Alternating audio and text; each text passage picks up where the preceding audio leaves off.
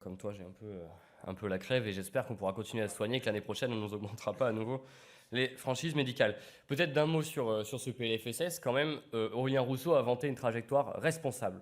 Une trajectoire qui est tellement responsable que pour la première fois de l'histoire, les députés de la majorité ne se sont pas déplacés en commission, ou pas suffisamment, ont pris leurs responsabilités. Pour la toute première fois de l'histoire, un budget, une loi de financement de la sécurité sociale n'a pas été adoptée en commission. La commission des affaires sociales a rejeté ce texte.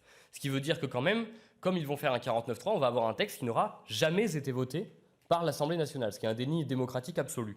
Pourquoi est-ce qu'on n'a pas voté ce texte et pourquoi est-ce que d'ailleurs, pourquoi on a voté contre, et d'ailleurs pourquoi est-ce que les députés de la majorité n'ont pas trouvé bon en tout cas de se déplacer pour aller voter ce texte? En tout cas, ça n'a pas suscité un grand engouement chez eux.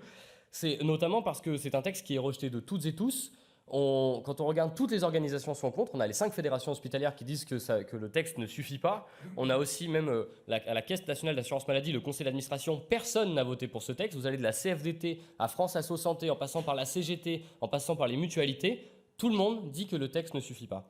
Et juste d'un mot quand même pour parler peut-être de la question aussi de l'hôpital public. Vous voyez qu'il y a beaucoup de services qui ont fermé cet été. L'an dernier, les services de pédiatrie se sont retrouvés complètement noyés.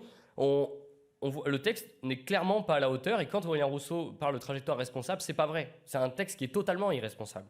Quand aujourd'hui, vous avez un service sur 2 cet été qui a fermé partiellement ou totalement, quand on a des services d'urgence qui ferment tout court, quand on a des gens qui attendent jusqu'à 9 jours aux urgences sur un brancard parce qu'il n'y a pas de lit d'aval pour aller ensuite les faire soigner, quand on a la CGT qui explique qu'on est à peu près, en grossissant en plus, enfin non, en baissant, qu'on est près à 1000 personnes qui seraient décédées faute de prise en charge à l'hôpital. Quand les syndicats infirmiers expliquent qu'on est passé de 7500 postes vacants à 60 000 pour les postes d'aides-soignants et d'infirmiers, nous proposer un budget aujourd'hui qui, d'après la Fédération hospitalière de France, compte faire 3,5 milliards d'euros d'économies sur les établissements de santé, c'est un budget qui est tout sauf responsable et qui est complètement irresponsable.